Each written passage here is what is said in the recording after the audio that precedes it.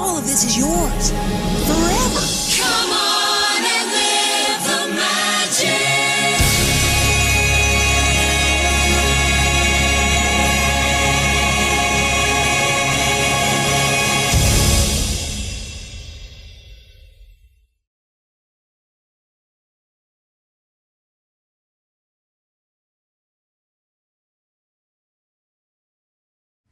Hey everyone, and welcome to the first episode of our month-long coverage of Disneyland. So here's how this is going to work. Every Monday, we're going to be releasing shows about Disneyland on different topics. So for example, next week, we're going to be talking all about dining at Disneyland. The week after that, we're going to be talking all about attractions at Disneyland. And the fourth week of our coverage, we're going to be talking about tips from locals. So things locals know that you need to if you're going to head out and visit Disneyland. This week, we're going to be talking about the 60th anniversary and what you need to see before it goes away at the end of September. They've been running the 60th anniversary for about 12 years, I believe. And so that's what we're going to be talking about today. But before we get to that, I want to talk a little bit about the contests we're going to be running, because no sense in celebrating everything we love about Disneyland this month without sharing some of the love. So we're going to be giving away a lot of stuff this month. We're going to be giving away gift cards. We're going to be giving away little prizes, little special things that we've accumulated in our travels. But most importantly, we're going to be giving away not one, but 2 trips to Disneyland. 2 5-day, 4-night trips to Disneyland. And if you want details on how you can be part of this and on how to enter and what to do and all the details on it, just head out to wdwinfo.com/Disneyland. Click on the big link for our contest, and you're going to find out everything you need to know there. Those contests are actually going to be running through the end of July. So you got plenty of time to check out everything that we're doing and to join in and hopefully maybe win the trip to Disneyland. And you can kind of take all this information we're about to give you and do something useful with it. Joining me at the table this week, our producer, Craig Williams. Hello. The host of the Disneyland edition of the DIS Unplugged, Mr. Tom Bell. Hey, folks. The host of Connecting with Walt and part of our Disneyland team, Mr. Michael Bowling. Hey there, hi there, ho there. And Corey. I'm just happy to be here. President of the DIS. And the guy who makes all of everything look very pretty, except the 2 in the back. With our associate producers, Oliver Green and Rhino Clavin. I think we're pretty. Hey, we are pretty, aren't we? Okay. So everyone here, with the exception of Oliver, because he wasn't real yet, was out in Disneyland.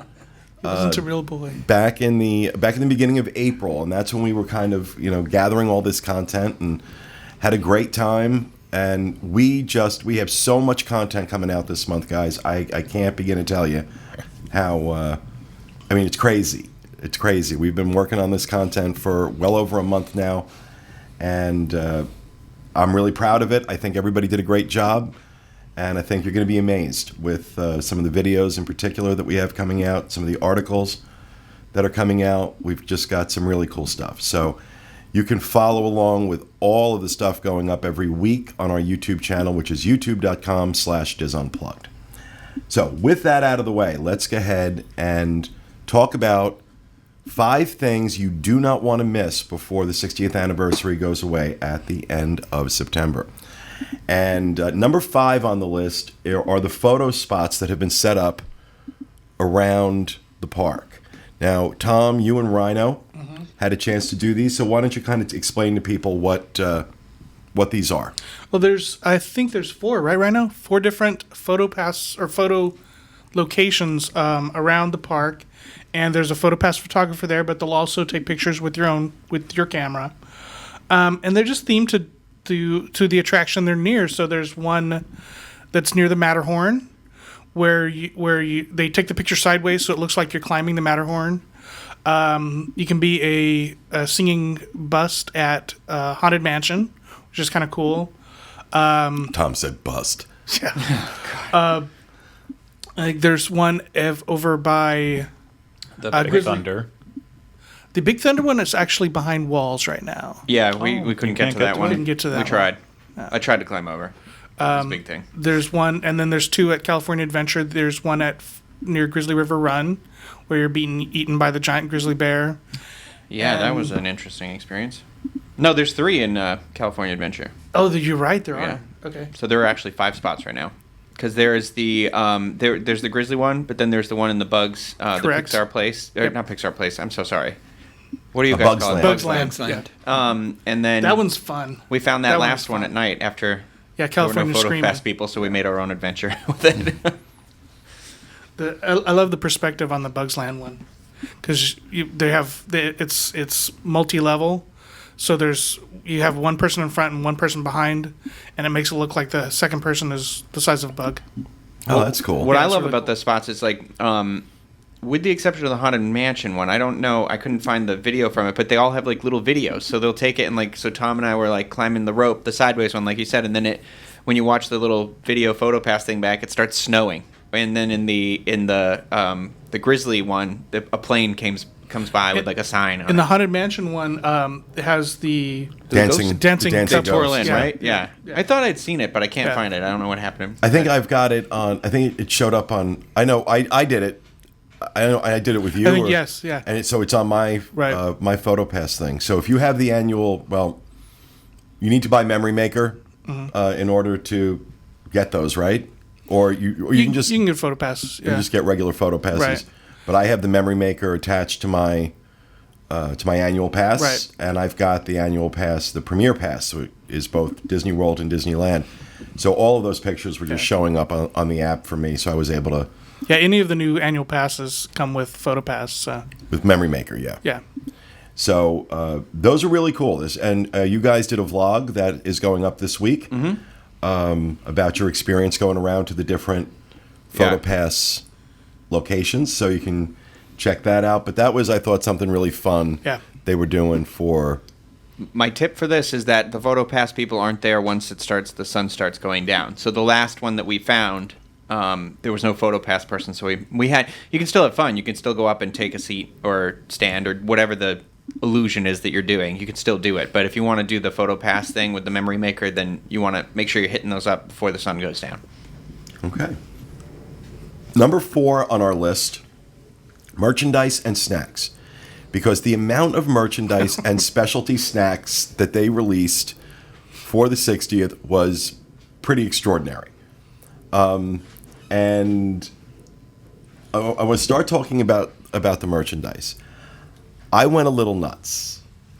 We're doing some cooking segments as part. You'll see those next week as part of our dining discussion. We did some cooking demonstrations in my kitchen, and so I used that as an excuse to buy like 4 place settings of the 60th anniversary. The place settings, plates and bowls and cups and little bread plates. They had a great apron that I'm wearing in that. They also have, it's behind me, and I'll grab it in a second, the 60th anniversary tiara, which I like to wear when no one's here. Just the apron and the tiara, nothing else.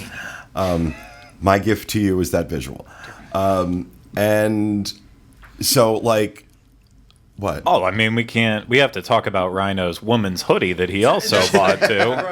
That was like one of the greatest jokes during that trip. Yeah, he loved the hoodie, but I love this hoodie. And he I didn't wasn't care that it sure. was a woman's. It fits me fine. I'm wearing a large. This is a large or an extra large. Well, you're a full figured gal. It's it's got. I like the lining and You're a the big hoodie. bone gal from Southern Alberta.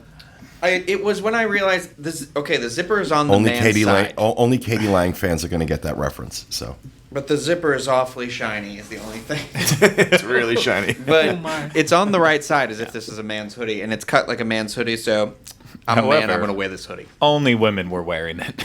Yeah, it was like I'd walk through a crowd. It was that episode of Friends where Ross is wearing the shirt and he's not sure. That's who I was that week, and I wore it proudly. I mean, I mean, there's that store just as you come onto Main Street on the right that was just loaded Disney Showcase with merchandise. What else stood out to you guys? I collected. There's artwork that is done Disney through the decades, Disneyland through the decade, and I collected that. They are hanging in my. Some of them are hanging in my hallway. Some of them are in my bedroom. I think they just released he just finished up the last decade. I think. Is it the That's Jeff the one with the Granito genie, ones? right?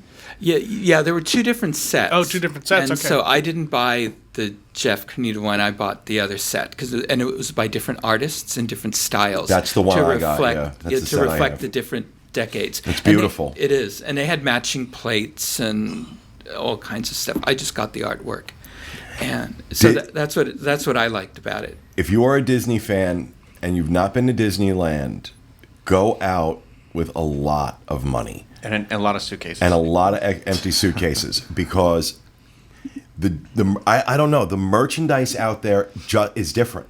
They have different stuff than we have. I mean, certainly you can find some of the Disney parks, blah, blah, blah, blah, blah stuff.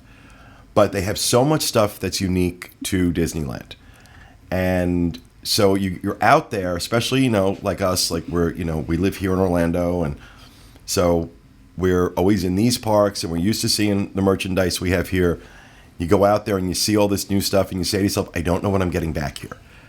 And I better buy that. That's my motto is if I see it and I want it, I'm going to buy it because you know what's going to happen. The next time I come out, it's not going to be there. So I buy it. Even as often as I'm in the parks, I do the same thing. You do the same thing? It's like I see this. It's like, okay, if I don't get it now, next trip it won't be there. But I'll tell you, in particular for me, those plates that I got, they're gorgeous. They're gorgeous. I'm not going to use. We use them. We use them in the one video. Well, I think we're using them in all of them. But to plate the food that we were cooking in my kitchen. But even that, I was like, oh, I don't want to. Yeah, you don't want to I don't want to damage it. I certainly wouldn't put it in the dishwasher. I'm like washing it by hand and drying it by hand, which I don't do. Okay, I'm not about washing dishes. But with these, they're beautiful. They're beautiful, and I like the way they look sitting on my kitchen table and just kind of being out in display. And I really do love the apron. One other special piece that I picked up was over at Off the Page, probably my favorite store in Disney World or Disneyland. It's over in California Adventure in the Hollywood section. And our good friend, we mentioned him many, many times on the show, Dave Avanzino, who's one of the Disney artists. And I've got a ton of his pieces. One of them is sitting right there, that shadow box behind me. Is one of Dave's pieces, and he did this paper Disneyland sculpture in a shadow box. Absolutely beautiful, and it's always great to run into Dave. Always look for his pieces. I love his style. I love his stuff. I think I must have, because I'm looking at one. There's one back in the nook there. the Cars Land one up there. Yeah. There's one or two hanging in my bedroom right now. There's one in my office. We've got a couple in here.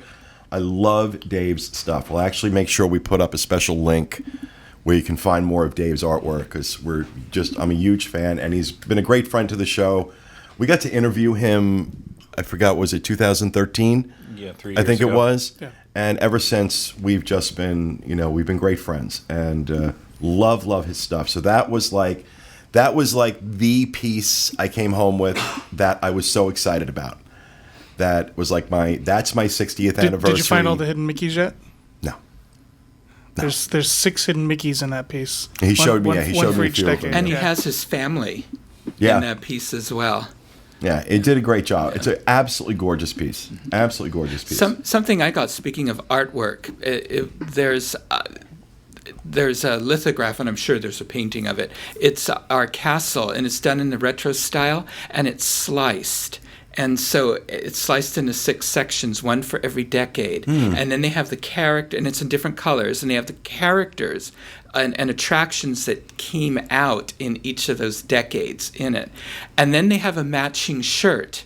And the same thing, so that I got that set. And then on the back of the shirt, it lists every Disneyland attraction and the year it opened, which, as the historian, I find very helpful. Yeah. It's a real quick reference for me. I look on the Carol, back grab of my my shirt. T-shirt. Carol, read the back of my shirt. Yeah, and that's one of the official T-shirts, and that's really nice, and that piece of artwork is really nice as well.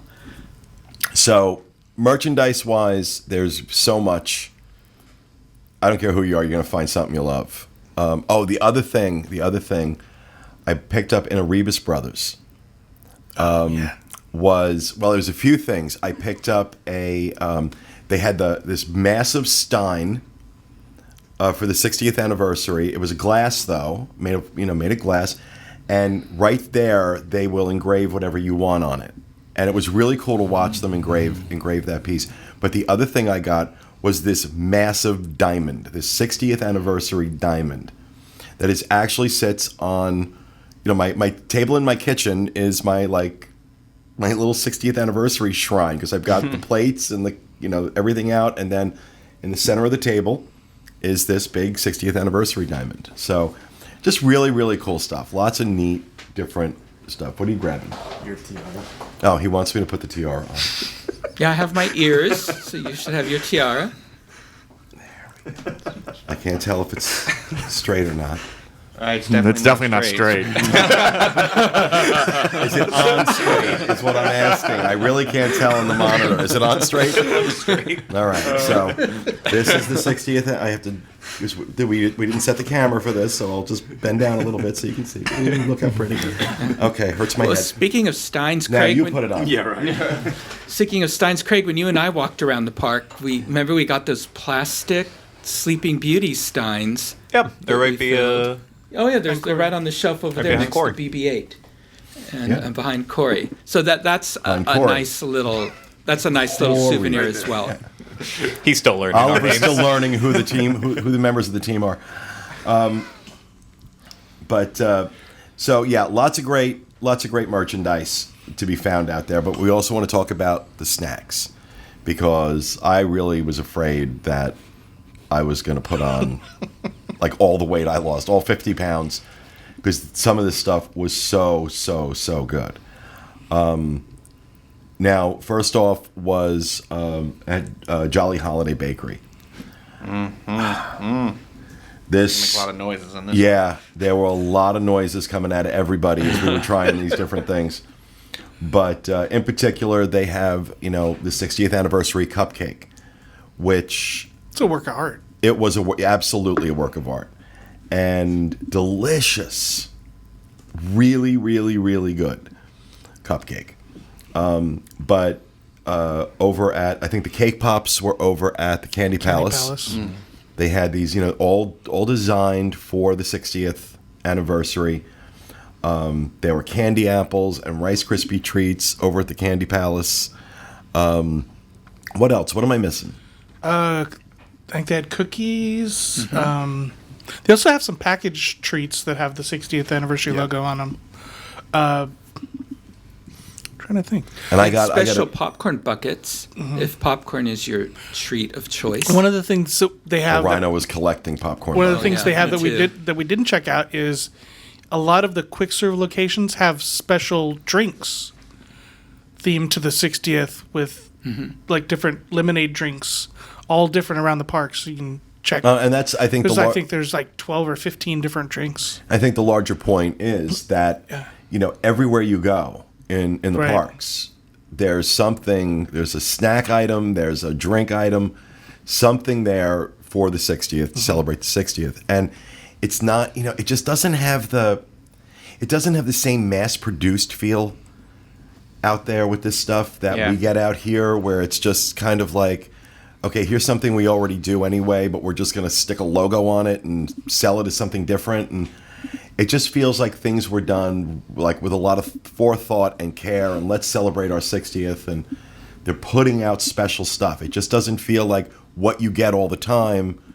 Just, here's a plastic 60th anniversary logo shoved in the top, and It just felt like some thought went into this stuff, which is why it kind of excited me, and I wanted it on this list. And Disneyland's done that from the beginning. I mean, we used to have ice cream sundaes that were themed to different attractions when in the early days of the Carnation Plaza, and we do that all the time, where they do foods themed to different events and attractions and celebrations. So it's very common for them. And we talk about, we'll talk about throughout the month.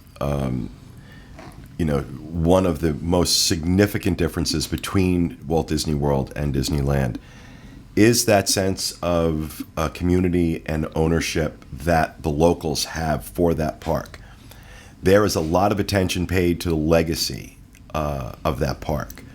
And it's not just in the people who are guests, it's also in the people who work there. So that bleeds through on all these projects that they work on. And we don't, it's different here. It's different here in Orlando that, this park is not to locals what Disneyland is to locals out in California. And there's not that same pride of ownership. There's not that same investment from, the local Orlando community. And you don't see that bleed through. I'm not saying we don't have wonderful cast members who really care about, it's just different. And the only way to really understand that difference is to go out there and experience it yourself. It's just different. And in a really, really good way. And so you see it in stuff like this. You see it in the merchandise. You see it in, we're going to be talking next week about, the popcorn buckets and about the investment that kind of goes into that from people who are fans. And you look at this stuff, whether it's the bakery items, the snacks, the food, the merchandise, the attractions, and you get the feeling this was put together by fans, not by a committee. Mm-hmm. And it may have been a committee, but it was a committee of fans, and that interest and that passion is infused in the idea and it comes out in the final product. I think that's probably the best way I could describe it. And that's what I noticed as I went around and looked at a lot of different things they did for the 60th. There's also because there are a lot of local people that come to Disneyland, they also have to be aware of the repeatability factor. I mean, they have to have a bigger variety of different things. That's a good point. Because people are coming back week after week or month after month, and they want something different. That's a good point, yeah. And what's nice is as over the coming weeks as we talk about the 60th, we're always going to come back, we're going to bring up how everything focuses around Walt. I mean, the celebrations always remind us it was all started by a mouse, but it was all started by a man. And that's what's, I think, very unique about our park as well, in that we constantly celebrate our legacy, but we celebrate Walt the man at Disneyland, and we keep his spirit alive there. Absolutely. It's that, like I said, that investment in the legacy of it. And that's the only, I say it all the time, it's the only Disney park Walt ever walked in. Disney World was opened after he died. Right. It's very much Roy's park, I always feel, at Disney World. Right. All right, let's move on to our number 3 thing you should not miss during the 60th anniversary celebration, and that is the reimagined World of Color. So, Tom, why don't you talk about that show? And you've seen it more than any of us. Yeah. Well, actually, no. Well, I've only seen it a few times. But anyway, World of Color Celebrate. It's, Michael, help me with the title. The life and... World of Color Celebrate the Wonderful World of Walt Disney. There we go. So, great segue.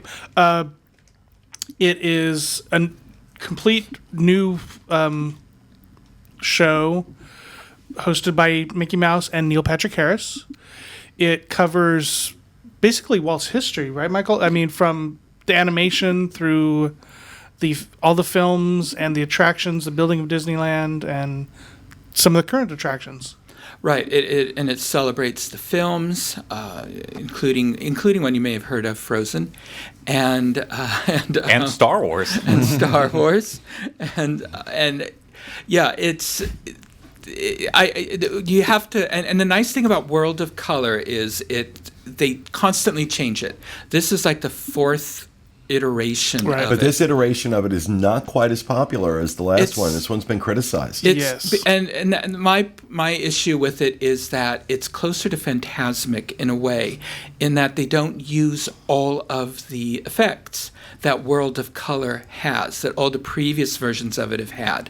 They really rely heavily, I think, on projections. Yeah, agreed. And not so much all the other fantastic effects they have.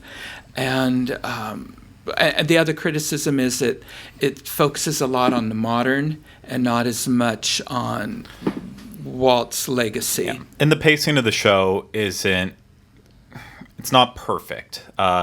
And I don't like that it's not completely original, and that they took Celebrate the Magic and used that as the theme, which, I mean, we're already sick of it out here in Disney World, hearing it multiple times a night, and then they start using it out there, except this time Neil Patrick Harris is singing his way through it. But yeah, it feels like sometime, like the Mickey Mouse section feels like it's a good 6 minutes, and then all of a sudden it rushes through all the other films and then gets to Frozen, and it just comes using to a that Let It Go screeching section halt again. at Yeah. Frozen. Exactly. And that's the only song that is performed in full.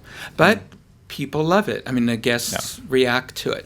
But it almost feels like it was a television special that they're projecting. Onto the water screens, yeah. Yeah. Now, stay to the end, because there is a little special thing that happens. So don't rush out to run over to Disneyland. Stay to the very end, listen to the songs. But Walt does make an appearance at the very end. And, it's brief, but it's worth it. Yeah. And while this isn't the best World of Color show by far, it's still impressive. It's still the it's still technology. very good, so that's why it is, better than the merchandise and other stuff like that. Because World of Color is just, it's incredible. It's one of those shows, once you see it, it's hard to figure out what you like better, fireworks or World of Color style shows. And we have, going up this week with this show, is the full World of Color, shot in 4K, that Oliver has been working on diligently. And it looks absolutely fantastic. It was If you do Rhino say so that yourself. edited. Well, Rhino did the hard work. I just put it together. So, no, very good job there, It's Rhino. hard too. That's good. Thank you, though. It's, Number two on our list, and I am the only one who feels that number 2 and number 1 should be switched, but I went with the group. Number 2, Disneyland Forever fireworks. I thought this fireworks show was spectacular, and if I was going to if I had to miss something, it would not be this. This would be something that I could not leave without seeing, because not just are the fireworks themselves really special and a great show, but the projections that go on around the park. If you're on Main Street, the projections that are happening on either side of Main Street. If you're over by Small World, there are projections going on Small World. There are projections happening on the Matterhorn. I mean, they're doing it all over the park. It just adds this other depth and element to it that I think is phenomenal. But we had a special idea that you will be able to see at the end on week 4, because one of the tips that we give you are the best locations to watch these fireworks from, because there are many different places you can watch them from. And we have a video that I know Oliver has just put so much time and effort into, that shows the entire fireworks show switching back and forth from all these different locations. You got to edit that one too, huh? what was that, sorry? Yeah, I gave you all the hard you got ones. to edit that one too? Yeah, I got all the lengthy ones, but I think it was good for me because, like Pete said at the beginning, I never got to go, but I've learned so much just from putting these together. It's unbelievable. So, it's the fireworks. They really do change so much. Like with Wishes, I feel like wherever you are in Magic Kingdom, it's kind of the same thing. The fireworks, that changes the view you're standing at, really does change what you see. It's such a different show. It really does. Yeah. It's really impressive. And the fireworks themselves are spectacular. They've went out and shopped for new brighter and different shapes and just the much larger bursts. And it's new state-of-the-art projections. This is like something we haven't seen at Disneyland before. The fireworks fill the sky much more, and they really are spectacular. And then again, there's that was a Frozen movie that is part of the show. I've heard. Yeah, but overall, the soundtrack that they chose for it is pretty diverse. I mean, especially as a Disney World fan, getting to hear Step in Time and have the Mary Poppins section, as well as even whenever they play Rumbly and My Tumbly. That's the name of it, right? Yeah. Yeah. Yeah. Close enough. Close enough. And then even like the Nemo section with how they incorporate that into it. So it's not like you're just hearing the same songs that you've heard a million times over. Yeah, you're going to have Frozen in there, a little bit of Little Mermaid. Then Lion you get Jungle King. Book. But yeah, you have Jungle Book in there too. Just really, really different.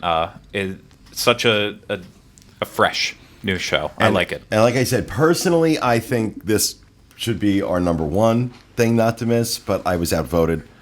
Not that I disagree with what comes in at number one, because it is pretty damn spectacular. Can I bring up something else about the fireworks too? There's 2 songs written especially for the fireworks. The closing song, "Live the Magic," but also the Good Night Kiss, and that was written by Richard Sherman of the Sherman Brothers, and it's sung by Ashley Brown, who originated Mary Poppins in the Broadway show. Broadway revival. The revival, yeah. And so definitely you want to stay and listen to that before you run onto Space Mountain or something. They're worth listening to.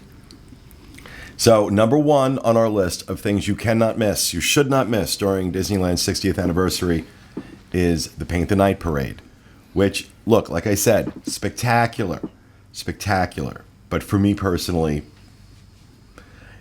by a hair, it's the fireworks. But you guys all voted for Paint the Night, so talk to me about what it is about Paint the Night that you feel it deserves to be the one thing people should not miss.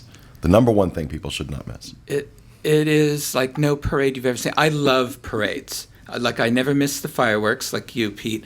I don't miss the parades. And Main Street Electrical Parade I grew up with. And, I've talked about it on our Disneyland show, the history of that parade.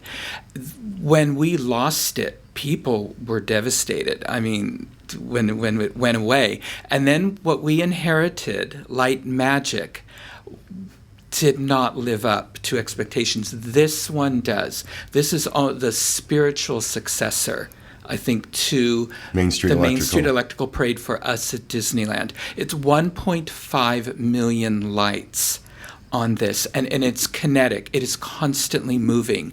They celebrate the legacy of the original films as well as the modern films, including Pixar. This is based on the Hong Kong version of this parade, but we have our own units, such as Frozen, a film we've talked about, I believe. We have our own Frozen unit, but as you look at this parade, every float is constantly changing. Yeah. As the lights change and rotate and images change, the music is, it's really like tap your toes to it, but they have brought in the Baroque hoedown and weaved it in. And so it brings back the electrical parade for us. And this is spectacular. It's a short parade. It's not very long, but it is a spectacular parade. It's a little different from Hong Kong's because there they do have a show stop where they were really into the interactive wands and hands and all of that just don't catch on at Disneyland. Right. And the ears and all that. So they removed that from our parade. You still see the characters with them, but they really don't do anything. So this is just a not to be missed parade. It is absolutely spectacular, and it has been embraced by the locals. Now, Oliver, you were the one who was editing this, and you had some very interesting comments to make about it, having not seen it. Yeah. But only you spent hours with this video. It's a long time, yeah. Unlike yourself, I can take or leave a parade. It's like they're not what I go to the parks to watch. Really, it's not a point of interest for me. But when I was editing this, I was so mesmerized by it because there is always something new. Like you said, every float is always changing. There is always something brand new to look at, and it's paired so well with the audio because it's so pumped up almost. It keeps you going all the time. So yeah, it's for me it's possibly the best Disney parade I have ever seen. And I would agree with that. Yeah, I'm glad I'm not the only one. No, I normally hate parades, and honestly now this is twice Disneyland has gotten me. I love the daytime Sensational is great, and I was like, magic's not going to strike twice for me here, and I just we were all taking the video, and I watched my own video back repeatedly because I was just like, wow, this is crazy, and I would always make a point at night if it was going through to just stop and watch it, and you talk about everything in motion. There's that float that Mickey's on, and it's got this crazy thing. It's just that like an acid trip. It hypnotizes you. Yeah, because you're like, how is that machine moving the way it's moving? No, it's fantastic. I think for me, the thing that makes this parade unlike any other is the soundtrack. Using the Owl City, When Can I See You Again from Wreck-It Ralph, and then mixing it beautifully with Baroque Hoedown. The first time we watched the parade at the big media event to kick it off, I didn't even realize that Baroque Hoedown was in there. I had never heard it before. That never picked up on me. And then once I watched it back, that's whenever they just blended together so well. And in the moment, the bass is kicking the entire time. It pushes it along. This is one parade where you don't feel like, oh God, when is this going to finally get to that end float and everyone can move away from it. You just want it to keep going and going and going. I love it. The other float that's unique to ours is that they recreated the drum float from the Main Street Electrical Parade. So for this version. And what other Disney parade is led by dominatrix pixies? I mean, with their little whips. Oh, yeah. I mean, it's just, very unique. I'll take sentences I never thought I'd hear for 1,000, Alex. Dominatrix Pixies. So that is the number one thing you should not miss, according to our team. Although I think it really should be. Look, I thought Paint the Night is amazing, and I agree. Best parade Disney's ever put on. But I'm with you guys. I'm not one of those people who, I can take or leave a parade. Fireworks, that matters to me. And I also think that the fireworks are certainly the best I've ever seen at Disneyland. And arguably the best I've ever seen. I just think the combination of the elements, but that's me. So those are the 5 things we think you should not miss while the Disneyland 60th anniversary continues through the end of September. And that will do it for this episode. We hope you enjoyed it. We'll see you again next time with another edition of the DIS Unplugged. Thanks for being with us, everyone. And remember, go to Disneyland.